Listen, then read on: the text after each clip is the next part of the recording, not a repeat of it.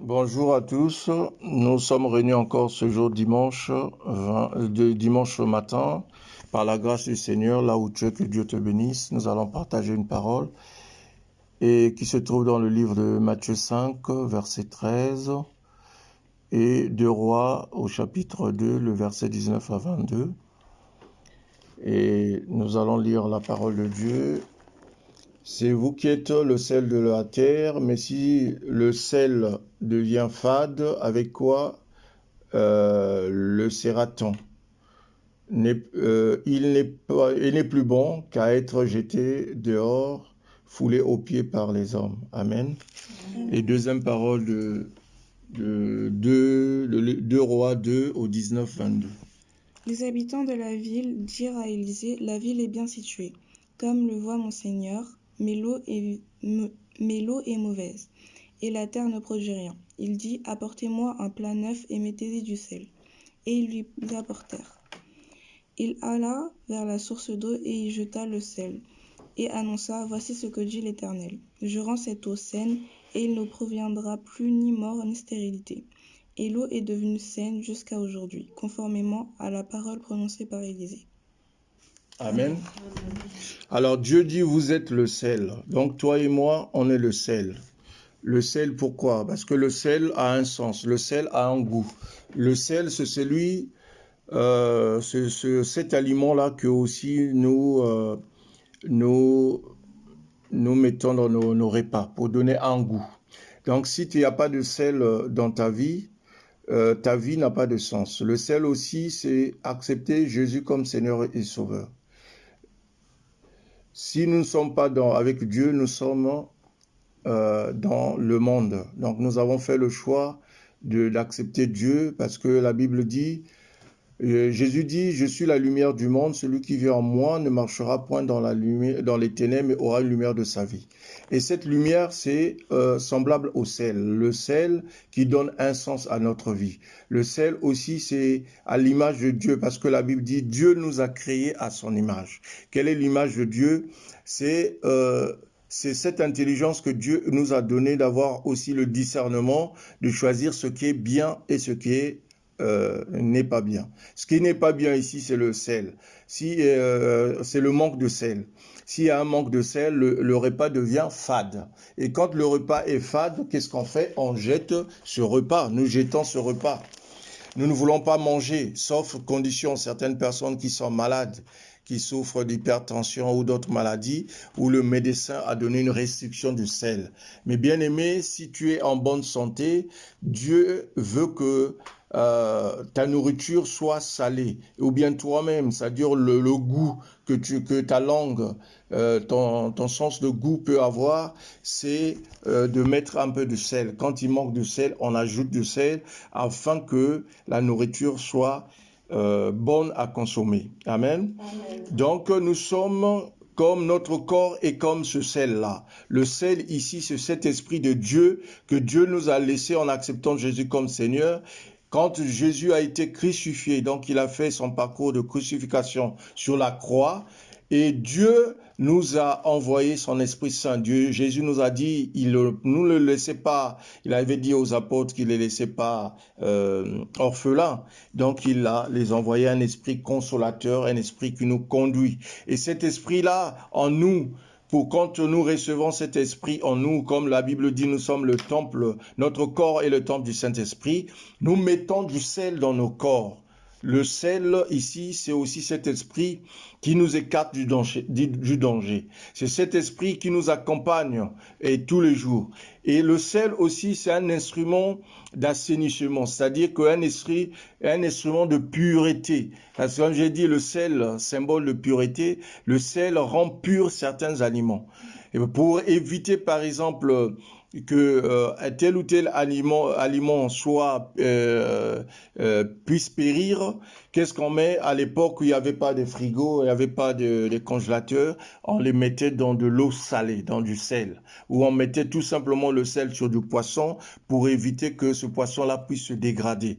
Oui, bien aimé, quand l'Esprit Saint s'éloigne dans nos corps, nous nous dégradons, on se dégrade. Parfois, on se dit, mais on commence tendance à rentrer dans des jugements à l'égard du Seigneur parce que nous ne rentrons pas dans le plan de Dieu, mais c'est tout simplement parce que ce jugement-là n'est pas la volonté de Dieu.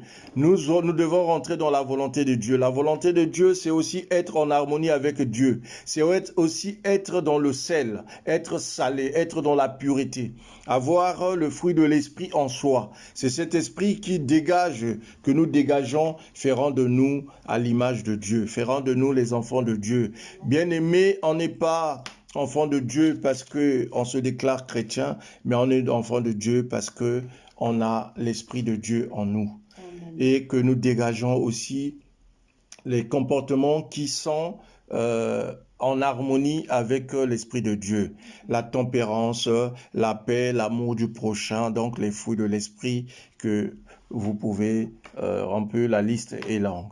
Donc, bien-aimés, nous allons rentrer dans la vision de Dieu en ayant le sel en nous, l'esprit de Dieu en nous, Jésus-Christ en nous. Jésus est notre sel. Jésus, c'est celui qui fera que nous ne soyons plus foulés aux pieds des hommes. Bien-aimé, la Bible dit « Malheur à l'homme qui fait confiance à l'homme ». Ici, Jésus veut que nous ayons confiance en lui. Aie confiance en lui et que tu seras dans la grâce de Dieu. La confiance de Jésus nous ouvre les portes. La confiance de Jésus nous guérit. La confiance de Jésus nous rassure. La parole de Jésus nous rend plus forts que jamais. La parole de Jésus nous donnera aussi cette force qu'a le sel, c'est d'assainir, de dominer sur les esprits maléfiques, de détruire les autels. C'est aussi le pouvoir que Jésus nous a donné de marcher sur les scorpions, de dominer sur des choses qui n'honorent pas Dieu. La Bible dit, là où foulera la plante de ton pied, je te donnerai en possession. C'est que tu as du sel, tu as de l'esprit. C'est par cet esprit-là, quand tu rentres dans un endroit où, quel que soit l'endroit, est envahi par des esprits sataniques, démoniaques, tout esprit qui n'honore pas Dieu, mais dans ta présence, l'esprit commence à déranger. Bien-aimé, c'est pourquoi, dans le camp de l'ennemi, celui qui s'est levé contre toi, le Seigneur veut te rassurer aujourd'hui, tu es le sel, et avec l'esprit de Dieu qui est en toi, tu vas déranger les esprits qui n'est pas de Dieu, tu détruiras le plan du diable, et par ta présence, le mal finira par s'éloigner. Amen. Amen. Aujourd'hui aussi, nous voyons que devant les eaux de Jéricho, le prophète Élie, qui était guidé par l'Esprit de Dieu, a été interpellé pour dire « Seigneur, mais l'eau est mauvaise. » Donc, Seigneur, l'eau est mauvaise. Toi qui es le servant de Dieu, le serviteur de Dieu, servant de Dieu, toi qui crois en Dieu, quel que soit ton rang, toi qui es dans la croyance, l'Esprit de Dieu est en toi, n'hésite pas parce que quand tu es sollicité à faire une prière, aie confiance que cette prière-là va être exaucée par Dieu. Parce que tu es dans la puissance de Dieu, tu es dans la pureté de Dieu, dans cette pureté, dans la force de l'Esprit, tu peux opérer des miracles parce que Dieu nous a donné ce pouvoir, bien-aimé, de marcher sur les scorpions, de briser les chaînes de mal et d'opérer des grandes choses, même des choses que Jésus n'a pas pu opérer. Amen. Amen. Donc Élie ici a été saisi. En lui, donc le peuple de Jéricho qui avait soif vient voir le prophète Élie en lui disant « Seigneur, mon Seigneur, mais l'eau est mauvaise. » Et dans le pays, c'est la stérilité. Bien-aimé, l'eau, c'est la vie. Quand il n'y a pas l'eau, c'est la stérilité. Jésus déclarait que je suis de l'eau vive. Celui qui boira en moi, boira ce taux-là, vivra éternellement. Vous voyez que l'eau est la vie. Même l'eau que nous buvons tous les jours, si ce taux n'est pas assaini, il y a la stérilité. Si l'eau n'est pas dans ta maison, il y a la stérilité. L'eau ici, c'est la présence aussi de Dieu dans ta maison, dans ta vie, dans la situation que tu es en train de vivre. Mets de l'eau dans ta vie, mets de l'eau dans ton cœur. Chaque endroit où tu iras, va avec l'esprit de l'eau, l'esprit de Dieu. Dans sa présence, Dieu pourra faire des miracles, des grandes choses. Aujourd'hui, qu'est-ce que le prophète Élie demande? devant cette attitude de stérilité, l'eau qui n'était pas buvable, l'eau qui était stérile. Bien-aimé, que nous ne soyons pas semblables à cette eau, l'eau stérile. Quand Dieu n'est plus en toi, quand l'Esprit de Dieu s'éloigne en toi, tu deviens comme de l'eau qu'on ne peut pas consommer. Amen. Amen. Soyons ce eau-là qui donne de la vie. De la vie parce que toi, tu vis en esprit de Dieu. Toi, tu vis en esprit. Et cet esprit-là donnera aussi de la vie à d'autres personnes parce que la Bible dit l'esprit de Dieu est unique. Donc, quand nous sommes en esprit, nous sommes dans l'unité de l'Esprit Saint. Et que l'esprit ne doit pas nous faire rentrer dans des disputes. L'esprit ne peut pas nous rentrer dans la division. Bien-aimé, reste dans l'amour de ton prochain. C'est ce taux-là que tu es, l'eau de vie et non de stérilité. C'est pourquoi le Seigneur, qui est l'apôtre Élie, il dit, apportez-moi un plat neuf. Pourquoi un plat neuf? Un plat neuf ici, c'est ce cœur-là neuf, ce cœur-là qui s'est repenti, ce cœur-là qui ne veut plus de péché, ce cœur-là qui a fait cette démarche d'accepter Jésus comme Seigneur et Sauveur. Ce plat-là est semblable à quelque chose de neutre, quelque chose qui n'a pas été souillé, donc quelque chose de pur. Pour que quand on ne peut pas mélanger l'impureté avec la pureté. C'est pourquoi il demande un plat neuf, un plat pur. Et on lui apportera ce plat-là. Il sortit vers la source de l'eau. Il jeta du sel et dit, ainsi parle l'Éternel, j'ai assaini cette eau, il n'en proviendra plus ni mort ni stérile. Amen. Amen. Vous voyez que l'apôtre, notre apôtre, disons Élisée est parti à la source. L'Élysée ici a demandé quelque chose de pur. Et qu'est-ce qu'il a fait? Il est parti à la source. C'est à la source qu'il est allé assainir l'eau. Bien aimé, la source ici, notre source de vie, c'est Jésus-Christ. Notre source de vie, quand nous partons à la source ici, Élie, quand il veut mettre quelque chose de pur, c'est notre cœur. Notre cœur est semblable à la source. Si notre cœur ne va pas, tout notre corps ne va pas. Notre âme, si notre âme ne va pas, notre corps ne va pas. Tout ne va pas. Donc, quand notre corps est dans la joie, le corps aussi est dans la joie. Bien aimé, que le corps, le cœur, soit le centre de notre vie et que l'Esprit Saint soit en nous. L'Esprit Saint, quand il rentre en nous, il est en communion avec notre âme, notre esprit.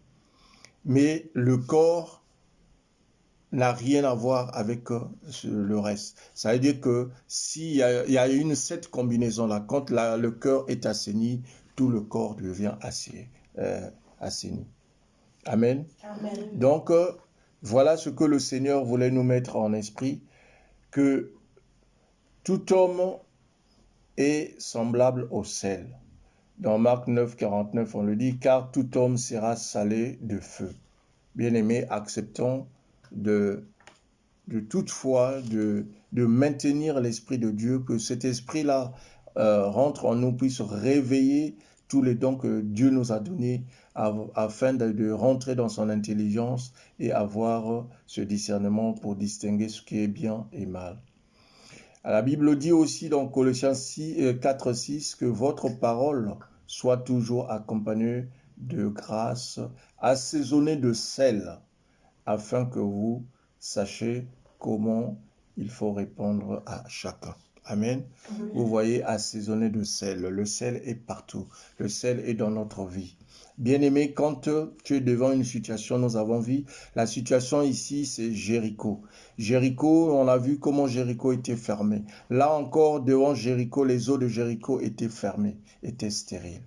Mais avec la grâce du Seigneur, le prophète Élisée a assaini cette eau et l'eau est devenue l'eau de vie.